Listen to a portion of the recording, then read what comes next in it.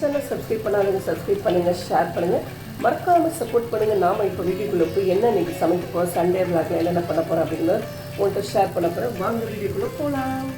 பூண்டெல்லாம் வச்சு ஒரு காரக்குழம்பு தாங்க, மலைக்கு ஏற்ற மாதிரி சளிக்கு ஏற்ற மாதிரி நல்லா ஒரு பத்திய குழம்பு கூட சொல்லலாம். அப்புறம் பாகக்காய் கறி, மிளகு ரசம், சாதமானது வச்சுருக்கேன். மிளகு ரசம் அடுத்தது இன்றைக்கி தான் மெனு. வாங்க. பாகக்காய் கறியானது ஓரளவுக்கு ரெடி ஆகிடுச்சுங்க. எல்லாமே போட்டாச்சு. அதுக்கு தேவையான காரம், மிளகாய் பொடி, உப்பு, அப்புறம் புளி தண்ணி விட்டு லைட்டாக நாட்டு சர்க்கரையும் போட்டு எல்லாமே போட்டு கரம் மசாலாலாம் போட்டுட்டேன். இங்கே மிளகு, ஜீரகம், கருவேப்பிலை போட்டு நெய்யில் வறுத்து வச்சுருக்கேங்க மிளகு ரசத்துக்கு. இங்கே புளி கரைச்சல் ரெடியாக இருக்குது. தக்காளி பழம் போட்டு உப்பு மஞ்சள் பொடி போட்டு இது அப்படியே நான் பாருங்கள் சூப்பராக நல்லா வதக்கி கறியானது நல்லா பாகக்காய் கறி சூப்பராக வெங்காயம் போட்டு நல்லா வாசனை கமகமன்னு இருக்குங்க. ரசம் கொதித்து இந்த மிளகெல்லாம் பொடி பண்ணது சேர்த்து தாளித்து கொட்டியாச்சு. இங்கே பாருங்கள் மணக்க ஒரு சூப்பரான அப்படியே அட்டகாசமான ஒரு குழம்பு ரெடி, ஒரு ரசம் ரெடி, கறி ரெடி, அகமொத்தத்தில் சமையலே ரெடி. சாதமும் அடித்தாச்சு. பாத்திரங்கள் கிடக்கு, அதை வச்சு பாத்திரங்களை தேய்ச்சி எல்லா வேலையும் முடித்தாச்சு. பாகக்காய் கறி நல்லா மணக்க அப்படியே என்ன சொட்ட அப்படியே ஒரு வெங்காயம் பத்தி குழம்பு, காரக்குழம்புன்னு கூட சொல்லலாம். சுட சாதம், மிளகு ரசம், மோர், சாப்பாடெல்லாம் ரெடியாக இங்கே எடுத்து வச்சாச்சு. இந்த பையனுக்கு இப்போ கொடுக்க போகிறேன். பாத்திரங்களும் தேய்ச்சி எல்லாமே இன்றைக்கி வேலை முடிச்சாச்சுங்க.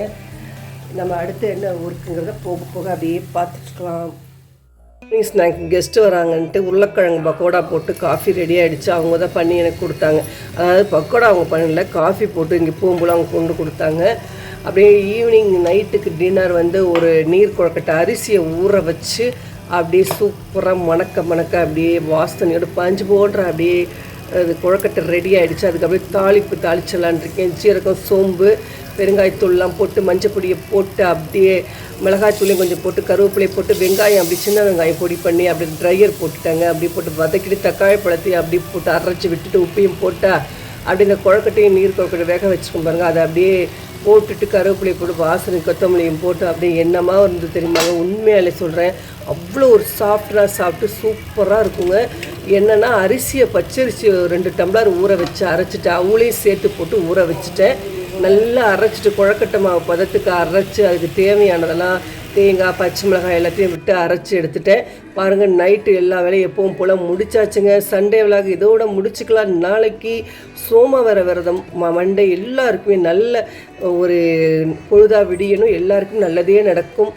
ஓம் சாய்ராம். வாழ்க வளமுடன்.